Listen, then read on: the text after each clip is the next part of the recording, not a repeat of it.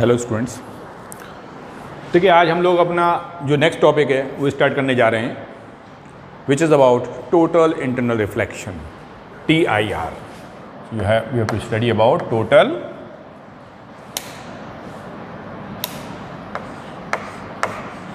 Internal reflection.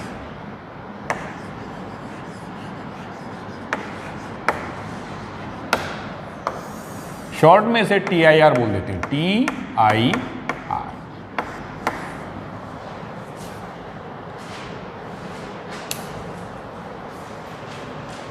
देखिए reflection हम सभी समझते हैं, it is simply the bouncing back of light into the same medium after striking a reflecting surface.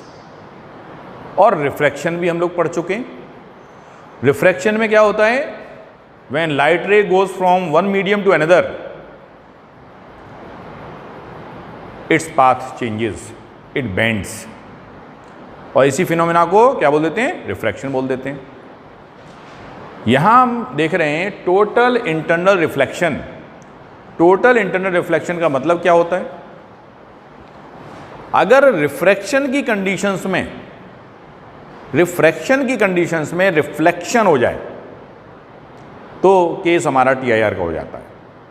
अब देखो रिफ्रैक्शन की कंडीशन का मतलब क्या हो गया, अगर हमारे पास कोई मीडियम है, डेंसर मीडियम है, सपोज कीजिए कोई आपका ग्लास मीडियम है, ग्लास स्लैब है, और लाइट रे उसमें से वो रखा हुआ कहाँ, एयर में। ग्लास स्लैब कहाँ रखा हुआ है, एयर में। जब कोई लाइट रे ग्लास स्लैब से होती हुई आती है और एयर ग्लास इंटरफेस पे टकराती है, और टकराने के बाद अंदर उसी ग्लास में बेंड हो जाए बिना किसी रिफ्लेक्टिंग सरफेस के, तो ये कॉन्सेप्ट कौन सा आ जाता है, टोटल इंटरनल रिफ्लेक्शन का। तो देखिए total internal reflection normal conditions में तो नहीं होता, you have some special conditions for TIR, total internal reflection, जिनमें दो कंडीशंस बहुत मेन है। पहली condition, the light must goes from denser medium towards rarer medium. पहली बात, लाइट कहां से कहां जाए, डेंसर से रेयरर मीडियम की तरफ जाए।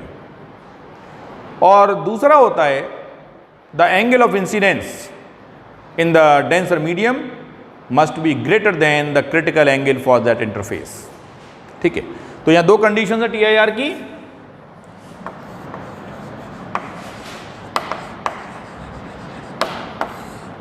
पहली, लाइट must goes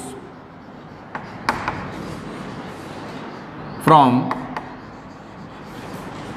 denser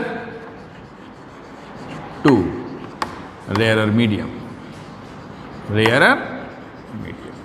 पहली कंडीशन। लाइट कहां से कहां जाए, डेंसर से रेयर मीडियम में जाए। और दूसरी कंडीशन है the angle of incidence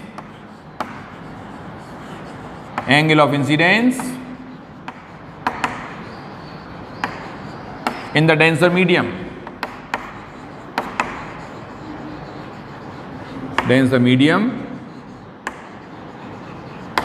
must be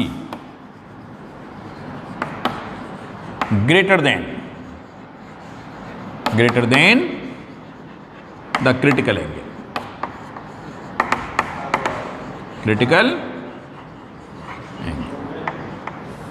देखिए क्रिटिकल एंगल क्या है ये भी समझना होगा। तो क्रिटिकल एंगल को समझने के लिए हम ये कह सकते हैं, सपोज कीजिए ये हमारा कोई इंटरफेस है, सेपरेटिंग टू मीडियम, नीचे ग्लास था और ऊपर एयर था। ठीक है, μg मैंने ग्लास के लिए लिखा है, μa एयर के लिए लिखा है। अगर कोई लाइट रे इस इंटरफेस पर किसी एंगल I पर स्ट्राइक करती है, तो सीधी सीधी बात है कि भाई ग्लास से जब एयर में जा रही है तो when light ray goes from denser towards rare medium it bends away from the normal. तो होता क्या है, ये इसको जाना सीधे चाहिए था लेकिन थोड़ी सी बेंड कर जाएगी अवे फ्रॉम द नॉर्मल, और हम कह देंगे ये एंगल ऑफ रिफ्रैक्शन हो गया। ठीक है, अब अगर इसी सिचुएशन को हम ऐसे समझें यही लाइट रे जो इस सोर्स से निकल के जा रही थी वो यहाँ जा करके यहाँ टकराए, इस पॉइंट पे। यहाँ आपने एक नॉर्मल कंसीडर कर लिया, ये एंगल I1 था, ये एंगल R1 था। यहाँ पे आपने नॉर्मल कंसीडर किया तो ये एंगल I2 हो गया। और अगर I2 हमारा क्रिटिकल एंगल के बराबर है, I2 equals to critical angle IC, if I2 equals to IC then the light ray goes in this direction, तो ये 90 डिग्री रोटेट हो जाएगी। तो एंगल ऑफ रिफ्रैक्शन कितना हो जाएगा? 90 डिग्री का। Angle of refraction is now 90 degree. यानी यहां से हम क्रिटिकल एंगल को डिफाइन कर सकते हैं। We can define critical angle from here. How? Critical angle is the angle of incidence in the denser medium for which the angle of refraction in the rare medium becomes 90। ठीक है, यहां पे आप देख रहे हो angle of incidence in the denser medium. नीचे medium कैसा? डेंसर, क्योंकि ग्लास होता है डेंसर, और ऊपर मीडियम कैसा? रेयरर। जब लाइट रे डेंसर से रेयर मीडियम में जाती है और एक अगर एंगल ऑफ इंसिडेंस उस कंडीशन में क्रिटिकल एंगल के बराबर है तो हम कहेंगे वो 90 डिग्री रोटेट हो जाएगी, यानी एंगल ऑफ रिफ्रैक्शन बिकम्स 90। और अगर ऐसा हो रहा है तो हम कहेंगे ये angle of incidence critical angle के बराबर है। ठीक है, अच्छा अब थोड़ा और आगे बढ़ते हैं। मान लीजिए कोई लाइट रे इसी सोर्स से निकल रही थी और यहाँ जाके स्ट्राइक कर रही है। अब उसके साथ क्या होगा भाई? मान लीजिए ये गई और यहाँ जाके टकराई। इस बार क्या है? इस बार ये कि angle of incidence greater than IC है, क्रिटिकल एंगल से बड़ा हो गया होगा ना। जैसे जैसे हम दूर जाते जाएंगे तो एंगल ऑफ इंसिडेंस बढ़ता चला जाएगा। तो आप ये देखेंगे अब ये लाइट रे रिफ्रैक्ट ना होकर के क्या होगी?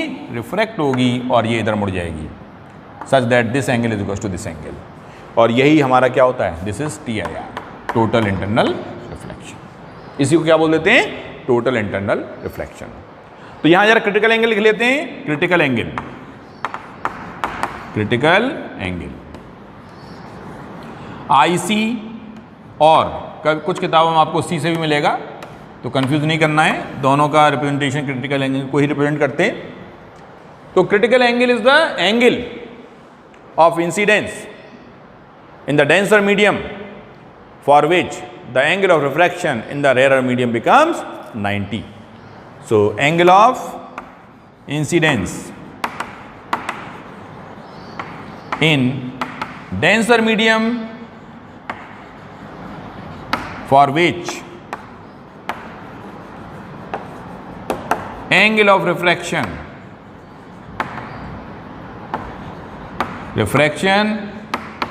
in rarer medium becomes 90। तो इस एंगल को हम क्या बोल देते हैं? इस एंगल को हम बोल देते हैं critical angle. I think it is clear. तो TIR का जो फिनोमेना है बड़ा इंपॉर्टेंट फिनोमेना है। कई बार इस पे न्यूमेरिकल्स भी आते हैं और बहुत ही आसान और इंटरेस्टिंग टॉपिक भी है। तो जैसे एक बार फिर मैं आपको बताऊं कि TIR से मतलब क्या है। अगर रिफ्रैक्शन के हालात में रिफ्लेक्शन हो जाए, रिफ्रैक्शन की कंडीशन में अगर रिफ्लेक्शन हो जाए तो ऐसे रिफ्लेक्शन को हम बोलते हैं टोटल इंटरनल रिफ्लेक्शन। ठीक है, कंडीशंस मैंने दो बताई। पहली कंडीशन लाइट डेंसर से रेयर मीडियम की तरफ जाए, दूसरी कंडीशन जो एंगल ऑफ इंसिडेंस हो that must be greater than the critical angle.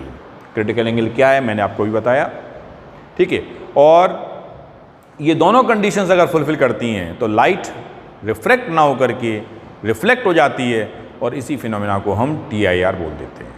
ठीक, I think it is clear. Okay, now we have a relation, we have a minor relation, छोटा सा एक रिलेशन भी प्रूव करना है यहाँ पे, और that relation is between the refractive index and the critical angle. So relation between critical angle and refractive index, इसी कॉन्सेप्ट टॉपिक का पार्ट है ये भी। अभी मैं फिगर रब नहीं कर रहा हूँ क्योंकि फिगर का यूज़ करेंगे हम अभी। So relation between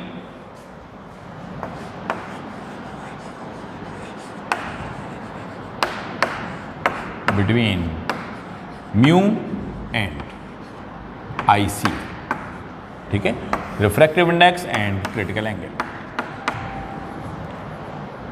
You all are familiar with the Snell's law, that is the ratio of the sine of the angle of incidence to the sine of the angle of refraction is a constant, and that constant is called the refractive index of the medium, that is mu equals to sine I over sine R. You all are familiar with this. So by Snell's law, yeah, you may write using Snell's law, using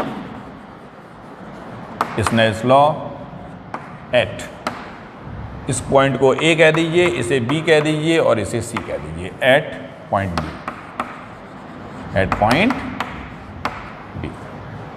अगर हम Snell's law use करें, कहाँ पे use करें? B point पर. तो देखिए angle of incidence कितना है? क्रिटिकल एंगल के बराबर, IC के बराबर, और एंगल ऑफ रिफ्लेक्शन कितना हो जा रहा है? 90. रे कहाँ से कहाँ जा रही है? डेंसर से रेयर में, ग्लास से एयर में. So G mu A is equals to sine IC over sine 90. ये हो जाएगा ना. इस पॉइंट पर मैंने स्नेल्स लॉ लगा दिया. So G mu A equals to sine IC over sine 90. अब देखो साइन 90 की वैल्यू कितनी होती है?